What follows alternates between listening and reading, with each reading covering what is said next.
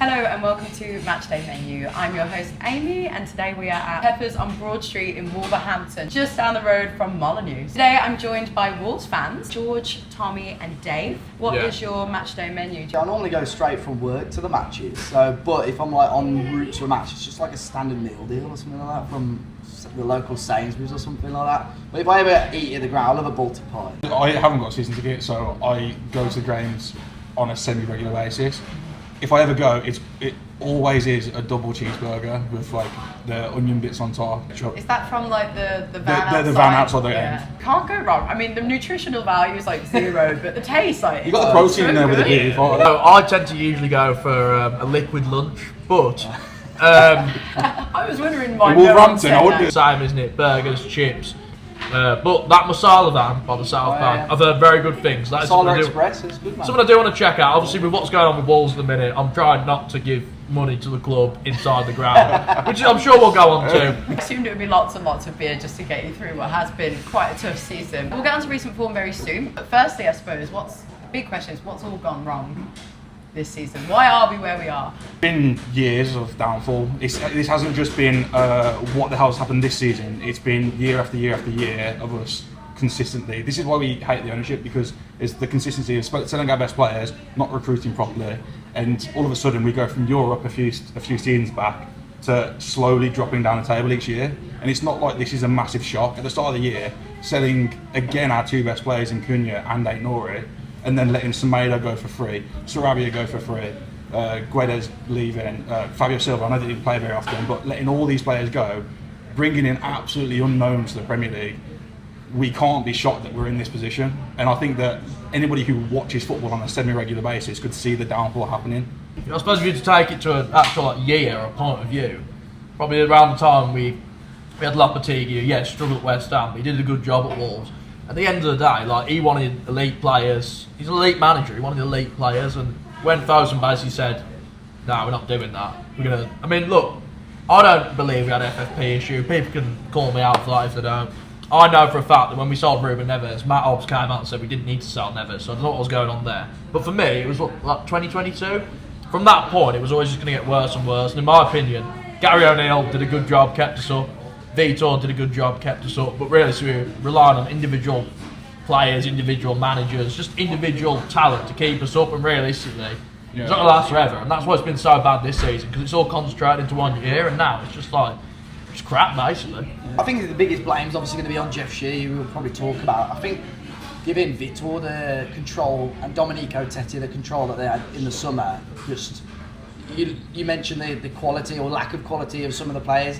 They're starting to come good a little bit now, but the recruitment and the squad that Vitor assembled was just so far off it. It's starting to come together now. That isn't all from the new signings, though. No, of course not. I think that, I mean, I don't want to dig out players already, but Jackson Chachua is awful in my opinion. We've got no right back who has to be bringing in the summer. Molo Wolf's good, but he seems to be rotating constantly with Hugo Bueno, which he can't seem to find his one left back.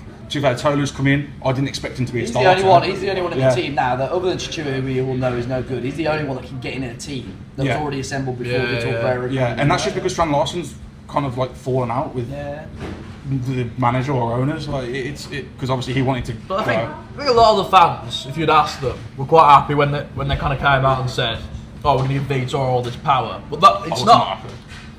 Yeah, but and the general consensus, Vitor kind of changed the outlook of Wolves and Wolverhampton, brought more positivity. But so a lot of fans are quite happy that Vitor did get the power, but you shouldn't really be basing decisions off fans' reactions. So Jeff Shee should have looked at his legacy and thought, hold on a second, he's probably going to walk out after 3 months. That's basically apparently as well. He wanted to leave. What like Vitor? They should have looked at Vitor's previous manager. And apparently he wanted to leave in the summer. And apparently Jeff was like, "Oh no, we'll give you a new contract, so you stay." It's bloody ridiculous. But as I said, he has gone now. Jeff Shee has gone. Which, I mean, do you buy it?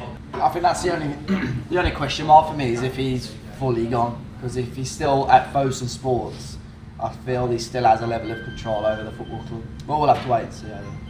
I have no idea. I literally have no idea. That's why whenever Nathan Shee starts speaking to the fans, that is the first question that needs to be asked. Basically. PR, everything is PR with the club. Like, there's no actual engagement with the fans or what we want to hear. There's no personality. It's just all read off this textbook. No, they've got to go. It's simple as that. And like, obviously, I've said this multiple times, but if the old gold pack do another protest or anything like that, just do it, because at the end of the day, you can do all this. Oh, I've got to go and support my team regardless. I mean, they don't really care about us. Try and put into action so we can do something that can bring our club back, because it ain't Wolves what it once was. You know what I mean? How long have you been under the current ownership for? 10 years. 2017, So they haven't 2016, always- 2016. So they haven't always been bad. That's the Nuno days. Yeah, it was. So they came in, appointed. Nuno wasn't their first appointment, was Zenga. it? Zenga, then Lambert.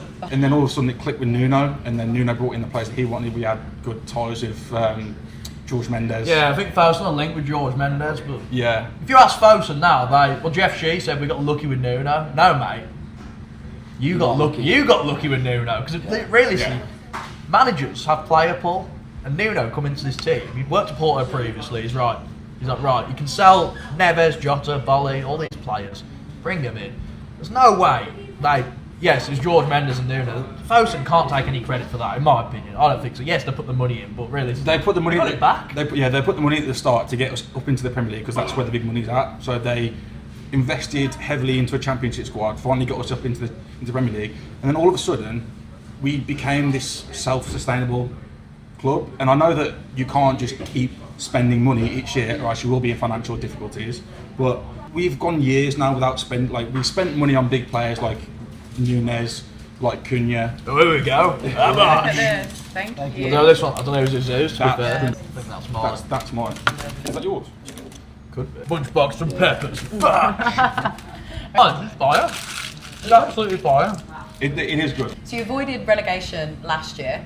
Was the goal this season just to avoid relegation again? Like, what's the ambition of Wolverhampton Wanderers each season in the Premier League? I think at the time, because obviously Vitor Pereira was in charge, I think he sort of set us like a target of solidifying ourselves as like a mid-table team. And I think at the time that was quite acceptable, because the last couple of years we've been dragged into that relegation battle. I think we all wanted just a year where we can relax a little bit.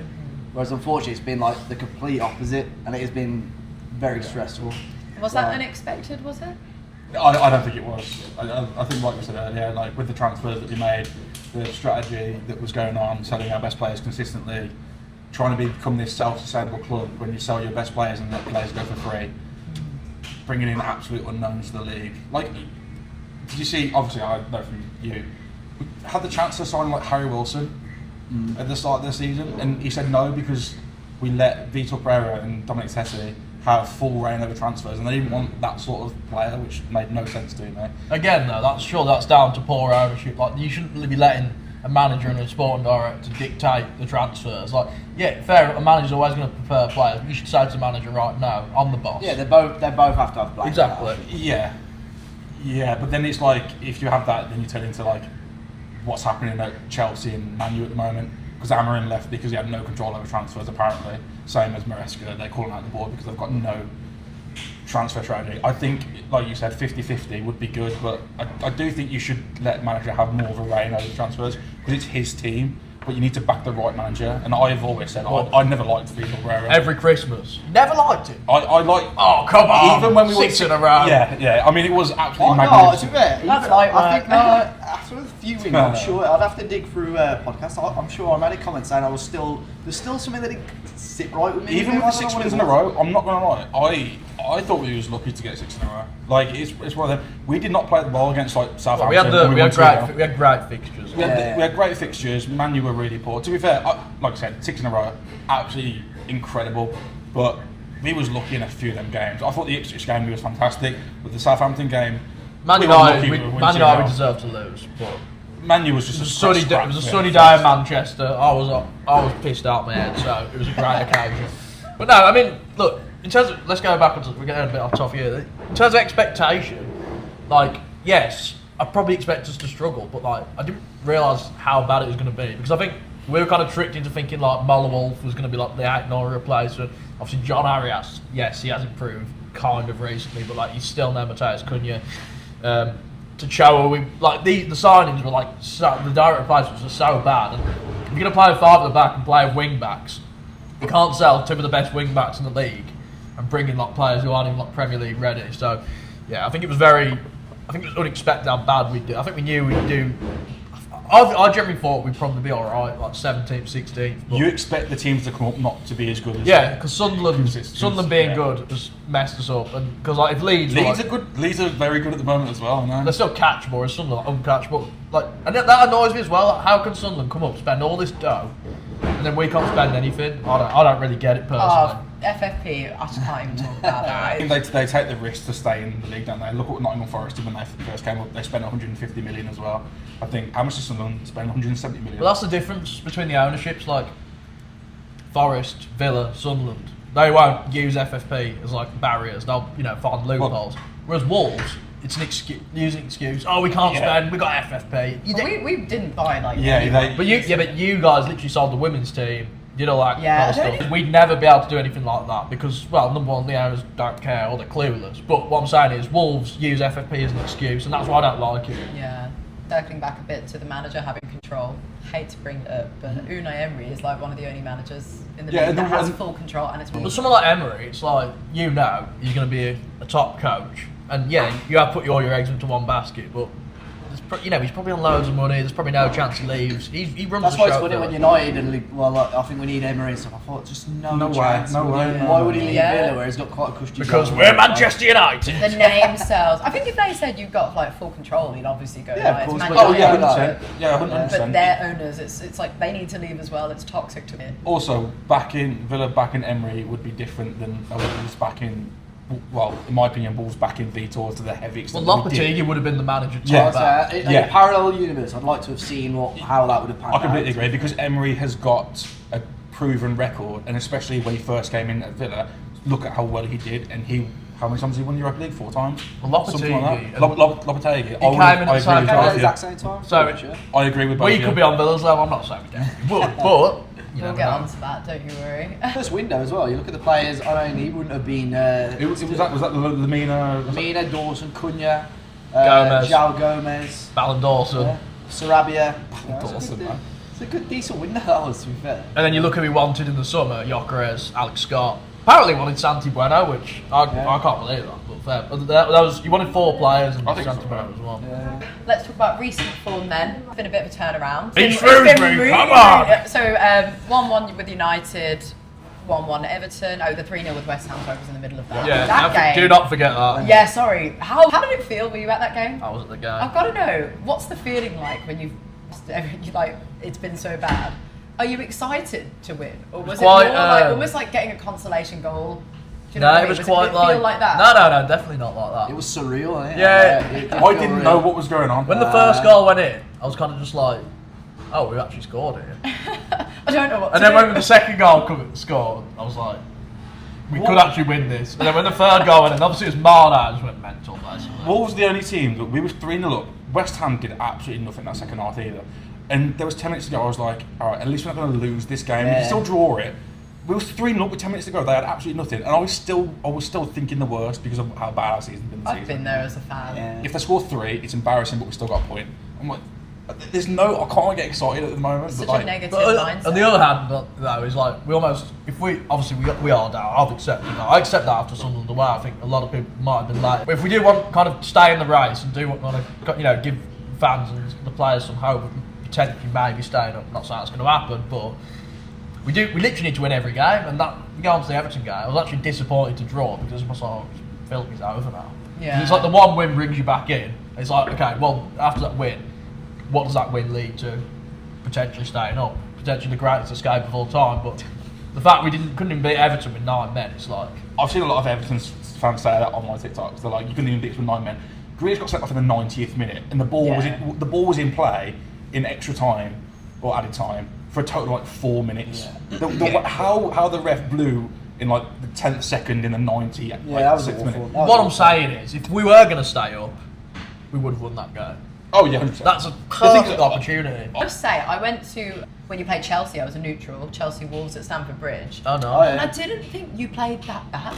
Oh, we got battered that game. The second half, but it was 0-0. We did have we had an interim in charge that The game. first half, I Did we have actually one shot in the thought first? this doesn't look like the team that are at the bottom of the table that haven't won anything. That was a painful I watch. thought that genuinely, I thought that. I That's mean, a false. sort of attacking presence, but I think we kept a lot of the ball, and I was I didn't think Chelsea looked Yeah, like look, they were gonna score. first half in that game, there's one option, I suppose, just sit back as far as we can and try and soak up the pressure, try and stay in the game. Which, like the Wolves Villa game, surely that's more of a better I was representation. going to go on to say that. I thought you were good against us as well. We were. I We were. actually Very was, lucky at that. I've said, yeah. the thing is, that I've said this the whole season. I haven't been that bad this season. Not many teams have actually battered us.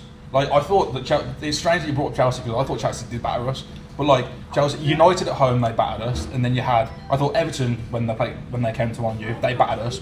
Bournemouth had nothing though. We had nothing. So Man U hit the post twice in the first 10 minutes of that game as well. I thought they battered us. I got pelted after that game because I was on holiday and I was quite drunk after. Oh, I was on holiday. And all the comments were just negative. Oh, we're going down. So that's 2 games that were going down.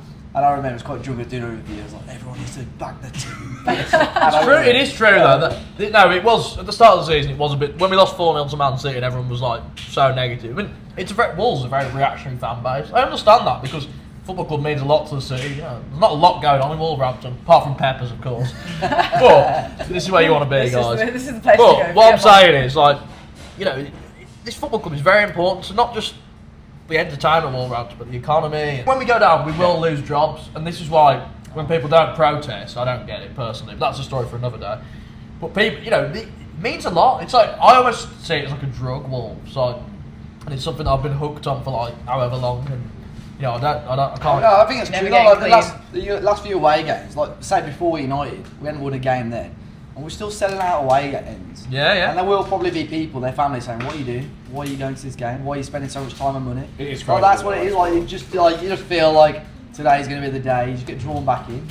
Just football. I mean, you probably have the same with Villa. It's just how it is. Oh, isn't we've it? had like when we got relegated that season, it was terrible. Like next year in the Championship, yeah, I say but I really do hope we can escape. But more than likely in the Championship, we will probably sell out most away ends. Yeah. That's just how it is. Championship's a great league as well. It was so much fun when we were down It's, there. About good. ticket prices, It's good if you're doing well. Unless you do a Blues and you go like get relegated again. Well, no. Well, you mean doing a Wolves? 'Cause Sorry. we're the OGs for that. And to be fair, We started it right. to be fair, I don't think Blues actually did that, didn't they? When in the champ, it was Wolves, Sunderland, Luton, I think. But you can, if you want to throw Blues in there, Blues did get for your own relegated to entertainment. League One. Yeah, they did. Yeah. And they've got to be the worst team in the Midlands, by the way. We all The agree. Blues? Yeah. That package. No. Even people my age, we only played at Albion like a handful of times because we just keep missing each other. Yeah. You know, when we went down to League One and they went down to the Championship, we sort of went back up at the same time. They might go down this season. Yeah, I don't think they will. But Yeah, but so I think next year will be and then when we played him in the Premier, it was COVID. Well, you said So next year they could go So down. you could Yeah. go. They could go down. But I don't think they will. the odds are they stay up and we Yeah. go down. Yeah. Like next year will be the first season in ages since we've Yeah, in the league, yeah, with that. It was Yeah. Was it 5? Was it the 5-1 season? That was the last No, time. was that the last time? Don't bring that up. Do not say those words. They always bring it up. That will be the last time with the fans that we played in. Yeah. Yeah. Other than Fabulous, the yeah, ground, wasn't it? I'm such a big advocate for like Midlands football. So like, in an ideal world, I'd have all 4 main teams in the Prem, even like bring Carp and stuff. I do like No, even they can Blues. fuck off. Even Blues, I want in the Prem, so we can. That's proper Barclays, isn't it? West Brom, Villa, Yeah. Wolves now. Stoke Yeah. as well. Stoke are proper Barclays. Yeah. I mean, like in terms of West Midlands, yeah. But the Midlands is really struggling. I mean, Proper you Walsall. Yeah. know, you I got don't West. really care about Walsall. No, Except no, for I these. like it. Let's talk a bit about Rob Edwards then. Thoughts on him? Best I don't looking know manager in the league. He is. When he first came in, I said it wasn't the right appointment because I thought that we was just.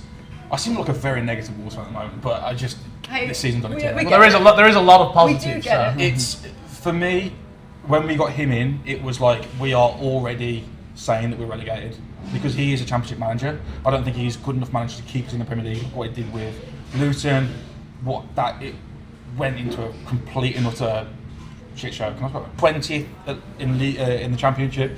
Went to Middlesbrough, had like a decent start at Middlesbrough, but apparently he seemed to be quite lucky to be where he was. Like he was lucky to be second. But I just think the position we're in though, who do you expect to come? Like, We could have tried harder to get someone good. Like in my opinion, I think Brendan Rodgers is a fantastic fucking manager. hell, mate. Brendan Rodgers is better No. than Rob Edwards. I would have had Brendan Rodgers. No, you'd have him, but like he wouldn't be the right manager for the situation. Why all could- that happened is he failed to keep us up, and then he just ended up getting sacked. That's the only, with Rob Edwards. I like the longevity side of things. At the end of the day, they won't sack Rob Edwards. All that happened. They had talks. Someone like Ten Hag could have maybe joined, but again, if you go down, he jumps ship straight. Yeah. away. He Exactly. doesn't stay in the Championship, so. I like the fact that he knows the club. So getting Rob Edwards in, I thought that just meant that we were looking towards next season anyway. 11 games into a season, and we were, 9 points inside the relegation zone. That is not impossible to get out of, but losing 7 games in a row after that, being 12 points inside the relegation zone, halfway through a season, that is completely done. I think a better manager could have got us out of a mess. I get that. I'm happy enough that he is in. You back the manager. I think next season, if we do go, when we go down, I think he could help us get out. And then he's been there for an extra year, so he knows the club. Look at Southampton last season. Sacked Russell Martin, who was I suppose the equivalent of the Vitor. I suppose it's what. Yeah, but anyway, they brought in a manager who, he could try and keep us up. All he did was cried about not having the good players, and so you got to be. I'm not backing Foes for bringing him in, of course not. But number one, he's probably the only man who wanted the job. That's what I will say. It's him or Gary O'Neill, basically, weren't it?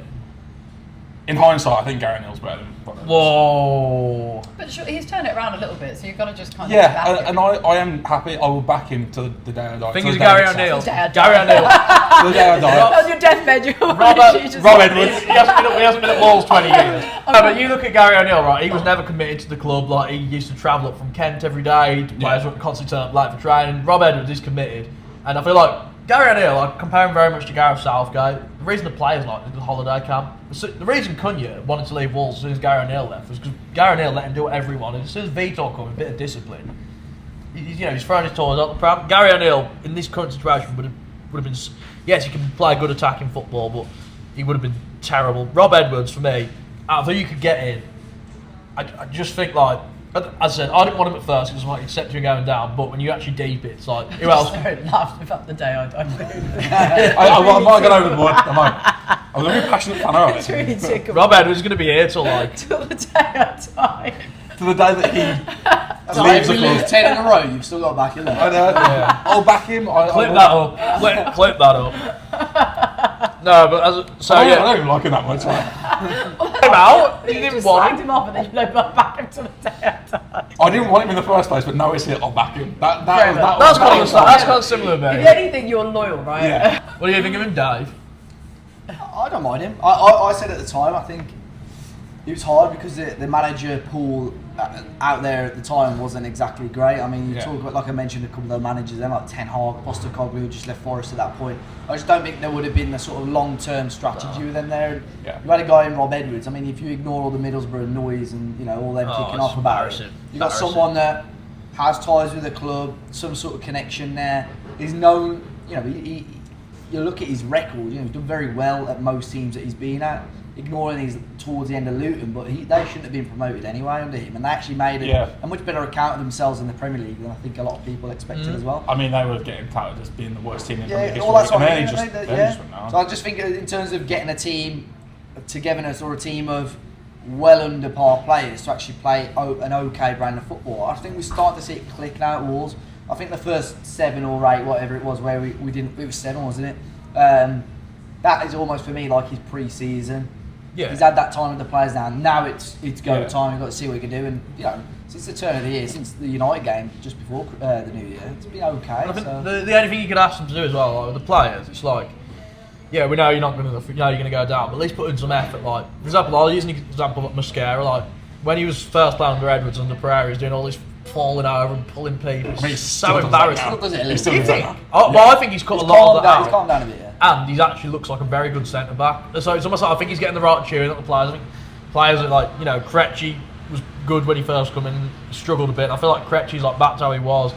Gomez and Andre are looking more effective. Like I feel like the players are responding better. This is what I mean. I don't think we've got a bad squad. I don't know if it's good in stand Prem, but I don't think it's that bad. Like I think Andre and João Gomez are fantastic midfielders. I genuinely believe that they could play for most teams in the Premier League. Yeah, but as one, but when you got both of them, it's like it's trying to find the balance. When your only creative attacking outlet is Mateus Mane is 18, I'm sorry, but that's embarrassing. The recruitment is absolutely shambolic. That's down to recruitment though. But I think a midfield 3 of Andre, João Gomez and Mateus Mane, with Mateus Mane going more as that attacking one, I don't think that's that bad. And then you've got, I don't really like Mascara, for being completely honest. I think the theatrics are funny.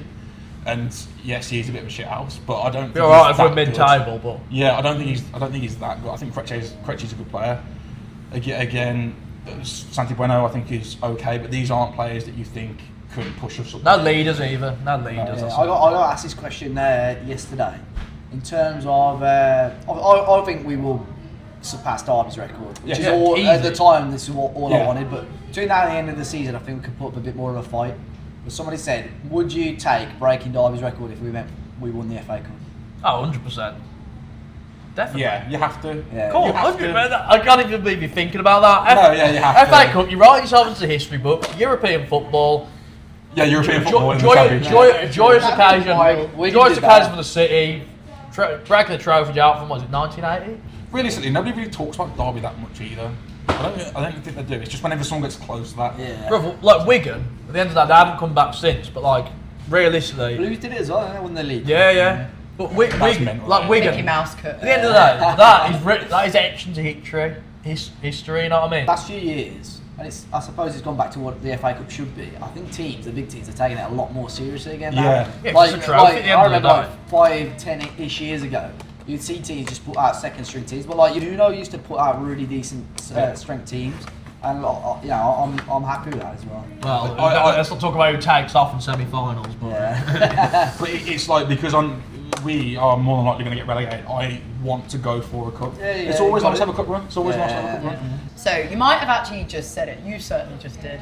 I was going to ask, what is your most controversial opinion as a Wolves fan? What, back in honest the day I died? Backing That's up not controversial. The day you die. opinion, but it's come from quite a few years ago. Go on. Go on then. I think if Wolves didn't sack Mick McCarthy, we would have stayed up that season. Because if you look, we already had 21 points. Wouldn't it have been any worse, to be fair? No. What, when Terry Connor came? Yeah. Hell no! That game before the West Brom game, we actually won that game. Beat QPR. Oh. So the sack Mick to bring in TC, who just played the exact same football anyway. They, We they, just didn't have the they lead. did panic with that sacking, but I don't know. In terms of the Wolves fan base, I don't think this is controversial at all. When Raul Jimenez was at his peak for Wolves, he was arguably one of the best strikers in the world, not just in the Premier League. He had the same number of goals and assists as players like Lewandowski. It was absolutely ridiculous. All of Europe. Yeah. He only got 13 goals in his first season. Yeah, but the second season he was Yeah, ridiculous. he was Yeah. arguably one of the best strikers in the world. Fans I'll get the top scorer list up from that season. Go on. And- Just to put that, just so then we can actually piece Yeah, it but together. all comps, so you got to think as well. It was wasn't- all cons. Also, it was playing ridiculous. for a Wolves side rather than playing as like a top striker for like Arsenal City. But to be Without fair, the actual he had assists. incredible players behind. I know I really rated him, but to say in the world, that's crazy. He was one of the He best. was very But he's 9th top scorer.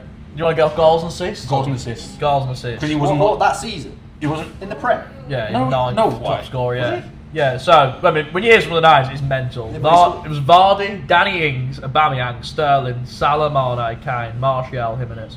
What year is that, the first season? Or No, second season? 1920. So So this is why I say it's a stretch because if Jamie Jamie Vardy's outscoring him at that time, he's not, is he? You know what I mean? Like, yes, he was very I good. thought he was very good. He was very good, but the Yeah, thing is but- with Jimenez, if you remember, he'd be guys who'd do absolutely nothing all game. He'd just pop up with a goal. And like, I'm a fan of those types of players, but I don't think you can say you're the best striker in Europe if you're going to ghost until the last 10 minutes. You know what I mean? No, without COVID, we would have won the Europa League that season.